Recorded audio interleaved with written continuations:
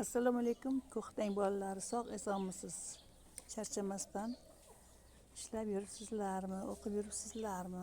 Mana bugun ko'ktang bolalar bilan biz sabzavotli kotlet tayyorlamoqchimiz. Buning uchun biz piyozni avval qovurib oldik.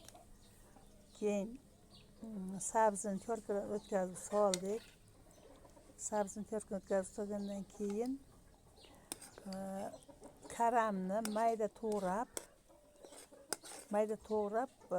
bir qaynatib oldik. Tuzli suvda bir qaynatib oldikda uni suvini qochirdik. Suvini qochirib, so'ngra ozgina sariyog' bilan aralashtirib yana salgina qovurdik. Demak, bu yerda piyoz rol o'ynaydi, sabzi va karam. Keyin bu aralashma qovurilib sovitilgandan keyin ustiga qo'yiladi tuxum, xom tuxum chaqib qo'yiladi. Xom tuxum chaqib qo'yilib, aralashtirilib, xohlasangiz moyda qovurib oling. Yaxshi to'g'rab qo'yinglar. Xohlasangiz moyda qovurib oling, xohlasangiz mana shunday duxovkada pishirsangiz ham bo'ladi. Chunki moy o'zi mana bu moyda qovurilgan, masalliq moyda qovurilganligi sababli jamoyli bo'lib ketsa ham badxo'r bo'lsa kerak. Shuning uchun biz duxovkada pishirib olishni lozim deb ko'rdik. Endi biz duxovkani ishlatib buni qo'yamiz va pishib qoladi. Pishgan holatida sizga ko'rsatamiz.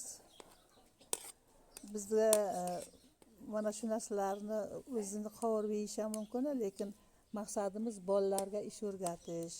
Bolalar, ayniqsa qiz bolalar qo'llari ishga kelishi kerak. O'qish bilan birgalikda mana shu faoliyatlar ham qiz bolalar uchun juda zarur. Chunki katta bo'lganda shoshib qolmaydi, o'qishga borganda, biror joyga mehmonga borganda, biror kishiga yordam berganda shoshib qolmaydi va onalarga yordam bo'ladi. Onalari kelib, qachon ovqatga urinadi, qachon pishadi, tez bo'ladigan ovqatni ko'rgandan ko'ra, mana qiz bolalar mana shu ishlarni qilib, tayyorlab, onalarga tayyorlab qo'yganiga nima yetsin. Bunda kattalarning roli bo'lishi kerak. Bolalar ish o'rgansin, azizlarim. Ko'ktang bolalari, erinmasdan mana shunday taomlarni qilib yeng. Bu sabzavotli kotlet. Go'shtli kotletni qilgansiz-ku, mana shu o'rniga go'shtni salgina qo'shasiz, lekin asosan bu yerda sabzavotlar ko'p qo'shilyapti. Mana hammasi deyarli pishgan. Endi duxovkaga bitta qo'yib olasiz. Bo'ldi. Pishganda yaxshi chiqsa ko'rsatamiz, yaxshi chiqmasa ko'rsatmasligimiz ham mumkin.